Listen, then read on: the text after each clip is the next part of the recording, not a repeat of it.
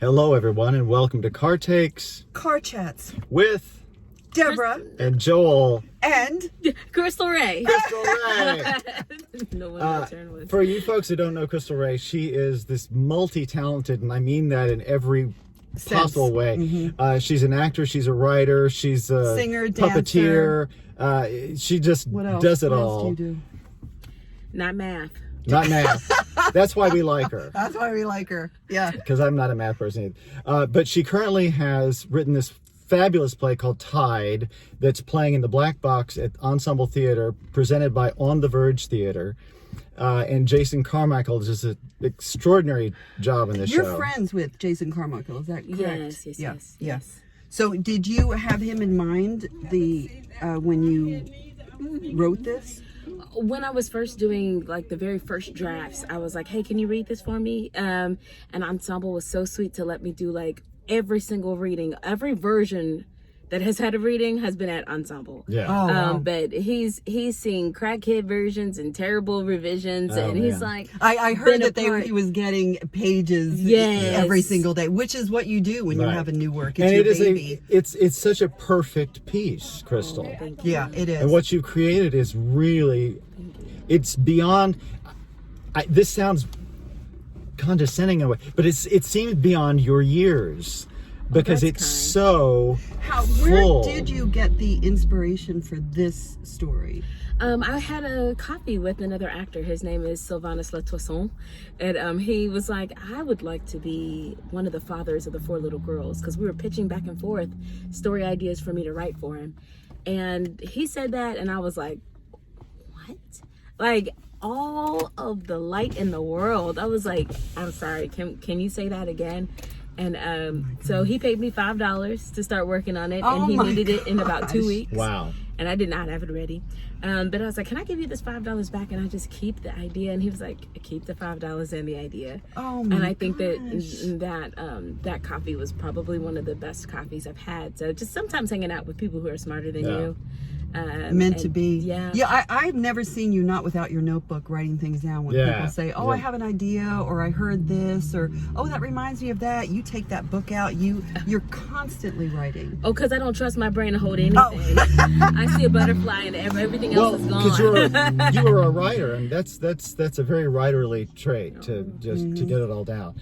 I think you were with me, had the privilege of seeing your reading code. Oh, yes, at AD Players. Yeah, so which I'm we sure so that's going to be about, getting produced, because that is another brilliant work. Thank and you. Again, something you think you must have been so supported as a child with your parents, I'm assuming, with what you did. Yes, they are all very artsy. Oh, very. that's good, When people meet my dad, people go, "Oh, we get it now." That's where you get. Okay. If I'm imaginative. Thank you, Dad. We're very lucky. Right, gave me his whole brain, and thankfully, my mom gave me her figure. I just, if I had to pick things, I'm glad it landed that way. My mom's an executor. She's a visionary, but she wants to know how things are done. She's very detail oriented. And my dad what a great mix. Yes, and my dad's like, so one time I saw a play, it made me think, and it's just like, what are you talking about? Yeah. And so they're really wonderful people to have as parents. Yeah. What was the first play or something that you ever wrote? How old were you when you first started, that you knew that you could write or wanted to write? I was maybe 5 or 6. Because I wanted the little journals in the dollar store that had the locks on it. Do you still have them? I don't, but I have a ton of journals, because that's just been life since I could pin it down.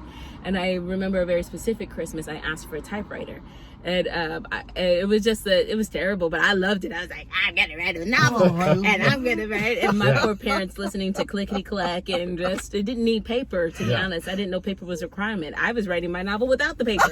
Oh my gosh, I love that. I just wanted to be pressing the buttons and know that I was saying something. Yeah. Well, you are saying something. We believe that you are a future Nobel.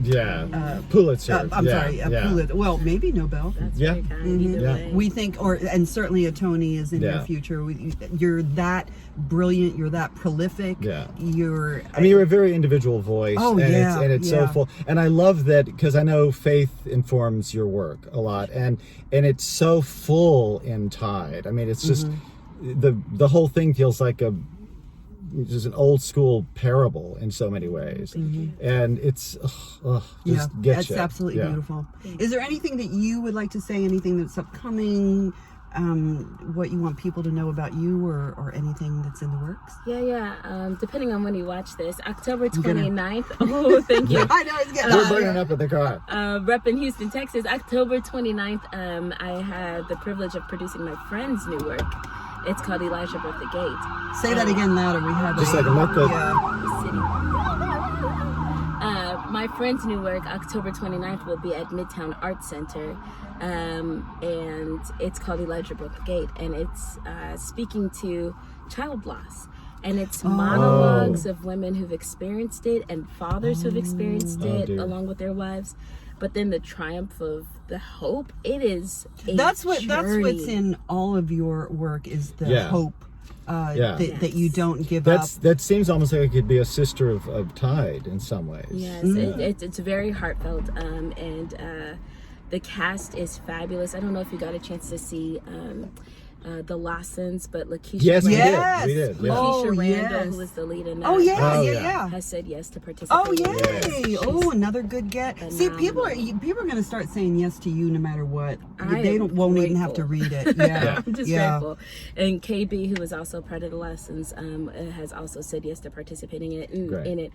And I'm excited to give voice to something that is so that's hard to speak about, but is the journey of a number of people, and that we don't hear a lot about, because it is something that people think they have to keep quiet, or let's not speak about that. But millions of people go through this every day.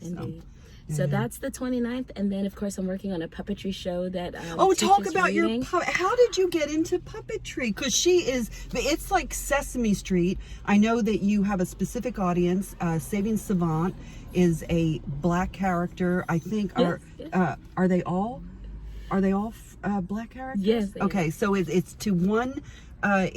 We don't have that. We have, of course, Sesame Street is very diverse, but this is very specific, but also very universal.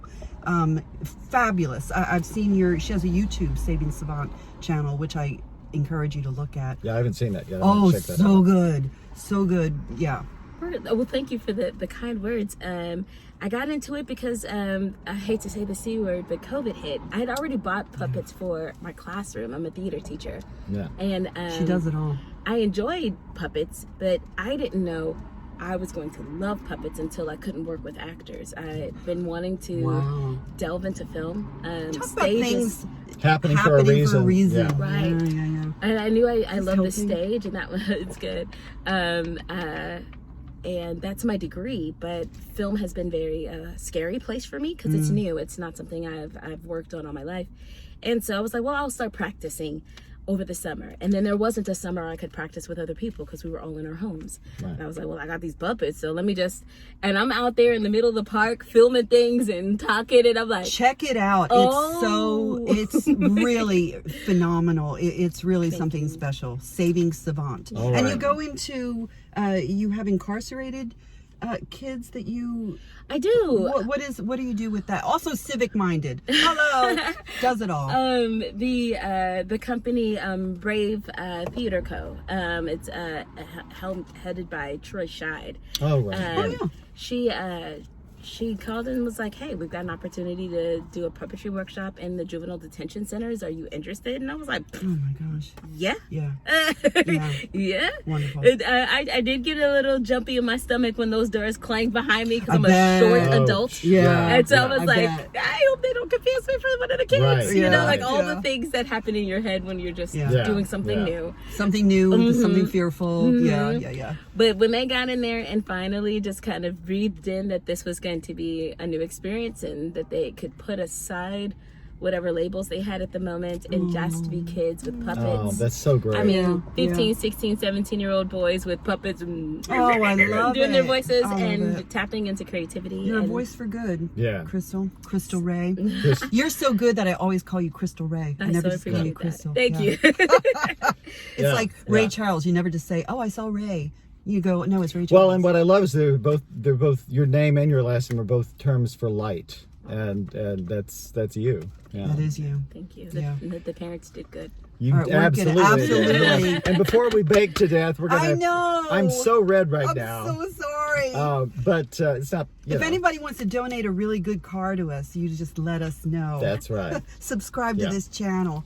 Thank you, Crystal Thank Rae. you so much, you for Crystal. being our guest. And This yeah, was guys, very check out special. Tide. You've got only through next weekend. Yes, so. do not miss this. I'm telling you, this could be a Pulitzer Prize winning absolutely. play. Yeah. It was kind. Thank you, Crystal. Thank Thank you, you. Crystal. Thank you both. Bye, guys. Bye, everyone.